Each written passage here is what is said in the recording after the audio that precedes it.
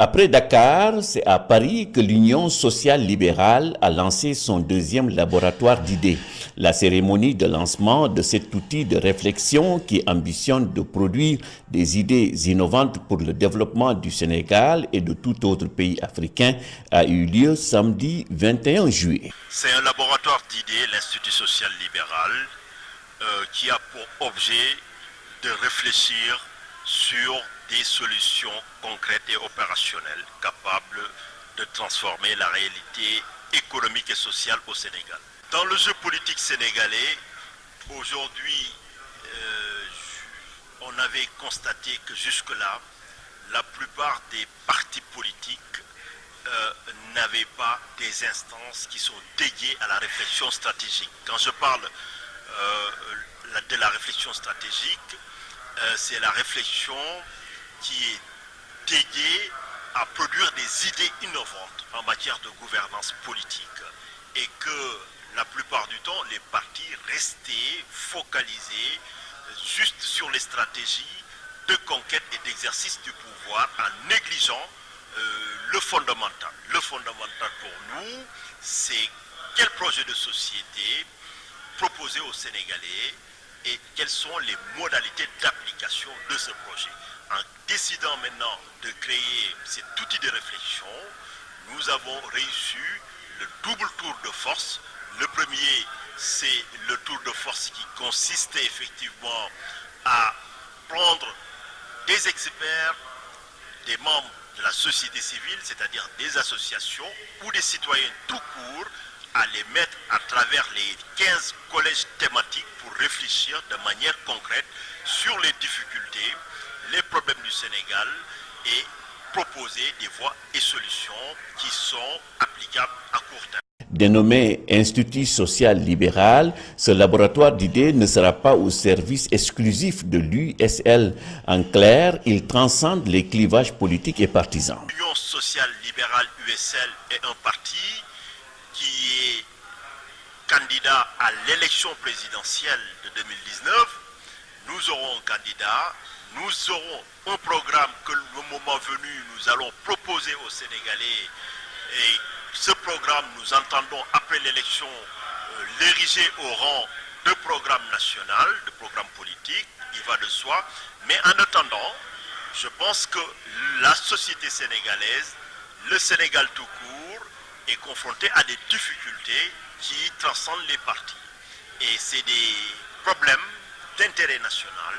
Et je pense qu'il est heureux qu'on ait pu trouver un espace qui permet à tous les acteurs, partis politiques, associations, citoyens, de s'asseoir, de mettre de côté leurs divergences ou leur étiquette politique et de réfléchir effectivement sur l'essentiel qui importe aujourd'hui pour les Sénégalais, ce qui importe pour eux.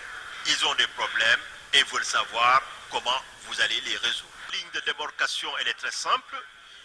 Déjà, statutairement, l'Institut social libéral existe en dehors du parti parce qu'il est créé et enregistré ici l'Institut et a un statut de loi 1901. Ça veut dire qu'il a une autonomie mais complètement propre et personnelle vis-à-vis du parti. Mais surtout l'intérêt, nous avons à cette rencontre de présentation convié toutes les formations politiques de l'opposition ici à Paris. Et le but, effectivement, c'est de les encourager à intégrer nos instances.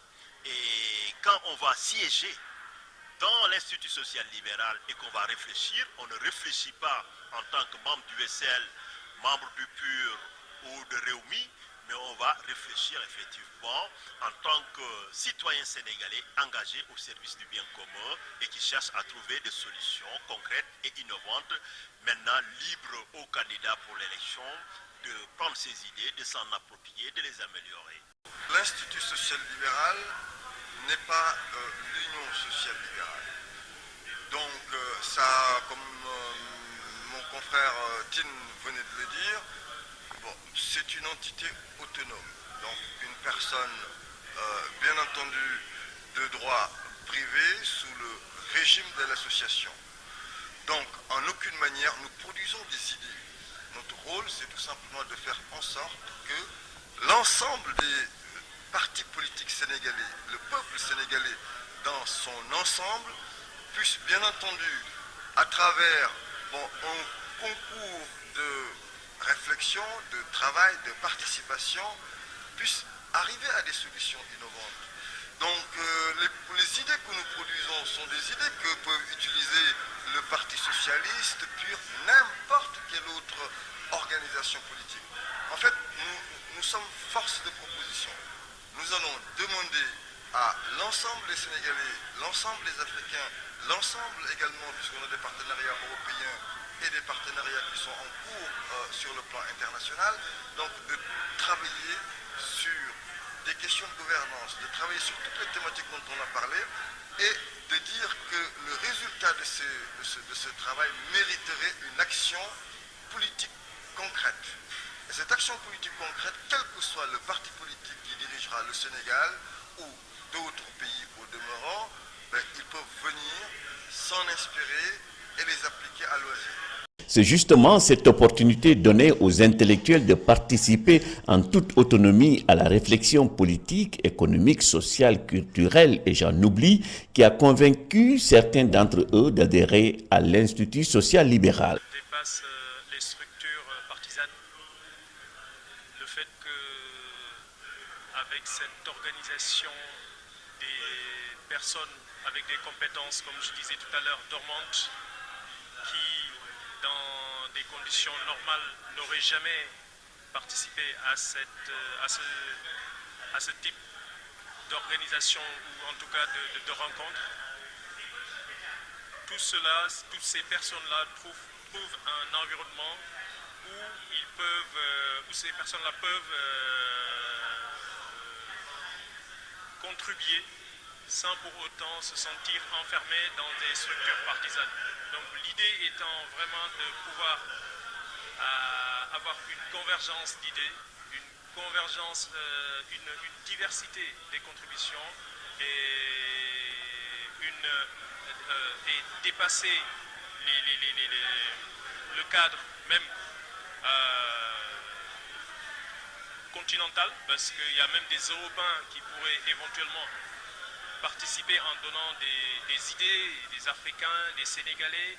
Tout le monde amène en fait ses idées et un parti, n'importe lequel, vous l'avez vu tout à l'heure, il n'y a pas seulement USL, il y a différents partis politiques qui sont venus aujourd'hui. Pourquoi pas éventuellement, ils pourront venir et piocher dans les idées pour conduire des politiques publiques ou développer leur programme. Après le lancement officiel du think tank, place à la production des idées. La prochaine étape, c'est tout simplement des étapes de réflexion, de rassemblement avec toutes ces personnes sur des champs thématiques. Et à partir de ces réflexions, bien entendu, qui seront menées avec toutes les bonnes volontés du monde, nous continuerons les publications puisque déjà sont en chantier des réflexions sur les 15 thématiques dont on a parlé et donc on l'agencera et on leur donnera ici ou là des publications, des productions, des rencontres sur ces divers sujets. Différents partis politiques et organisations de la société civile de la place ont envoyé des représentants à la cérémonie de lancement. Tous ont salué l'initiative de Maître Tine et compagnie. L'initiative est belle, l'initiative est innovante, l'initiative est quelque part nouvelle chez nous en Afrique, parce que comme vous le savez, M. Silla, d'habitude, nos dirigeants ou nos politiques aillent, acheter à coups de milliards des programmes dans des cabinets occultes, alors que l'Afrique regorge de compétences, regorge de talents, regorge d'initiateurs et de savoir-faire que l'on puisse mettre à contribution, d'où cette belle initiative de Maître Tine que nous saluons tous. C'est avec déjà un grand plaisir qu'on l'assiste déjà, et puis c'est une idée vraiment innovante, en dehors de l'aspect politique. On fois justement on rencontre surtout des gens qui sont là vraiment pour l'évolution de l'Afrique. Et puis voilà, donc ça fait vraiment plaisir, ça fait vraiment plaisir de l'assister.